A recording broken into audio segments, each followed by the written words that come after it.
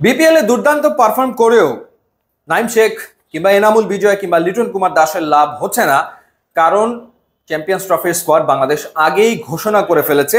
কারণও ছিল, একটা তারিখ বেঁধে দেওয়া হয়েছিল আইসিসির পক্ষ থেকে, যে কারণে দল ঘোষণা করে দিতে হয়। তবে ব্যতিক্রম ঘটিয়েছে পাকিস্তান।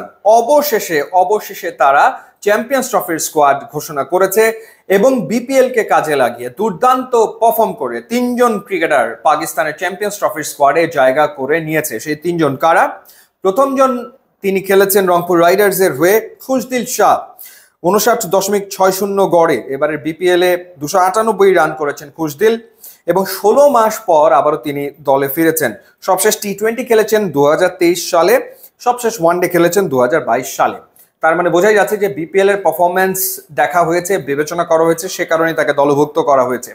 আরেকজন এবারের বিপিএল এর প্রথম সেঞ্চুরিয়ান অর্থাৎ উসমান খান, চিটাগং কিংস এর হয়ে এক সেঞ্চুরিতে 285 রান করেছেন উসমান এবং এবারই প্রথম পাকিস্তানের ওয়ানডে স্কোয়াডে তিনি জায়গা করে নিয়েছেন। এরই ভেতরে খুশদিল শাহ এবং উসমান খান তারা পাকিস্তানে ফিরেও গেছেন। তৃতীয় জন, তিনি খেলছেন ফরচুন বরিশালের হয়ে ফাহিম আশরাফ, যিনি 5 ইনিংসে ব্যাট করে 102 রান করেছেন, একটা 50ও তার আসলে রয়েছে। এছাড়া মূলত বিবেচনায় নেওয়া হয়েছে তার দুর্দান্ত বোলিং। তাসকিন এখন পর্যন্ত এবারে বিপিএল এ হাইয়েস্ট উইকেট টেকার, 25টা উইকেট নিয়েছেন। দ্বিতীয় অবস্থানে রয়েছেন ফাহিম আশরাফ, 20টা উইকেট তিনি পেয়েছেন। সুতরাং ফাহিম আশরাফের পারফরমেন্সকেও মূল্যায়ন করা হয়েছে। বিপিএল এ যেভাবে তিনি খেলেছেন সে কারণে তিনি দলভুক্ত হয়েছেন। এবং সবশেষ যে ওয়ানডে সিরিজ খেলেছে পাকিস্তান, সেই দল থেকে বাদ পড়েছেন আব্দুল্লাহ শফিক, ইরফান খান, সাইম আইয়ুব এবং সুফিয়ান মুকিম।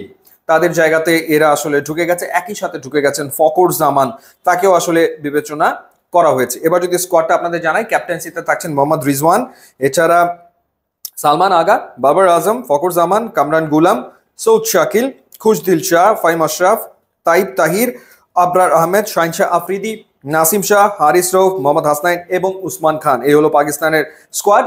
বাংলাদেশ, ইন্ডিয়া, নিউজিল্যান্ড এবং পাকিস্তান একই গ্রুপে রয়েছে এবং 19 ফেব্রুয়ারি থেকে এবারের চ্যাম্পিয়ন্স ট্রফি শুরু হতে যাচ্ছে।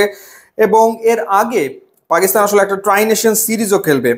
দক্ষিণ আফ্রিকা ও নিউজিল্যান্ডকে নিয়ে একটা ট্রাই নেশন সিরিজ শুরু হবে 8 ফেব্রুয়ারি থেকে এবং এই স্কোয়াডটাই সেই ট্রাই নেশন সিরিজেও আসলে খেলছে।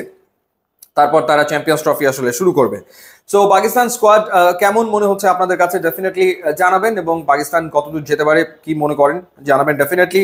এবং একই সাথে জানিয়ে রাখি যে ইউটিউব এবং ইনস্টাগ্রাম লিঙ্ক দেওয়া আছে, আপনারা যদি যোগ দেন তাহলে খুবই খুশি হব। And thanks for watching.